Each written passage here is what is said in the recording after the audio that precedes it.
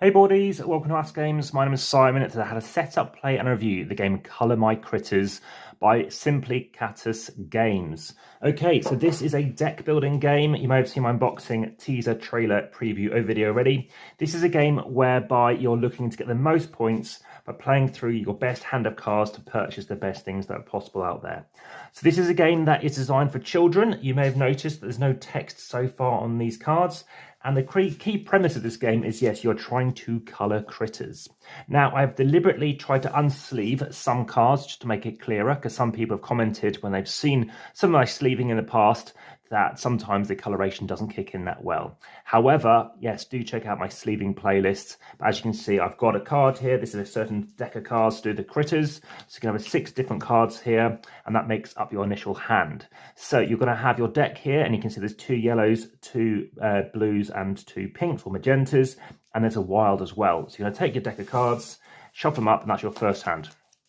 So 3 cards is a 3-hand game as opposed to normal deck builders, which has 5. So have your deck over to one side and have your 3 visible cards. So I can buy something which has a value which happens to be a pink, pink, and a yellow plus a bonus. So I could have pink, pink, yellow, blue, or pink, pink, yellow, yellow, or pink, pink, pink, yellow, as an example. I can buy one of 2 different things. I can buy an item, which I've got up here, which I'll come back on to explaining in a second. I can also buy, you're going to have a deck of cards which you're going to use as your end game trigger, because once this runs out, the game will end, or when one of these decks is empty. So you're going to shuffle up this deck of cards, and then you're going to draw 4 cards. So for example, I've drawn some cards here initially, and I'll show you what I can purchase. Now, I'm just going to move these ones out of shot for the time being, partially because there's a different variant that you can play. So these are the first 4 cards I could purchase. I could buy this guy. It's going to give me victory points at the end of the game, worth 5. It's going to cost me this. It's quite expensive to get. And as you'll notice, it doesn't give me any ongoing ability. It doesn't give me any extra symbols throughout the game.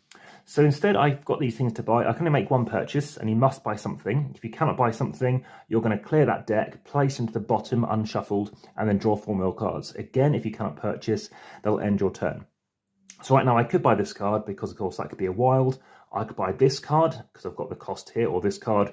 And when I ever play this out in the future, I'll get the ability of a single pink, for example, and I get to draw an additional card. Now, some of these cards have been named just because it was initially a crowd-funded game, so some cards have been named. So let's say I buy this card. So it's going to go into my discard pile, and then you're going to replenish, and then you're going to draw up. So you've got 3 more cards to draw. So now this is how it's back to my turn again. Again, it's a 2 to 6 player game. It takes about 20 minutes to play, although typically as a 2, as an example, you're playing this game in under 10 minutes. So now I've got blue, blue, and a yellow. So what can I purchase here? Well, in this case, I can't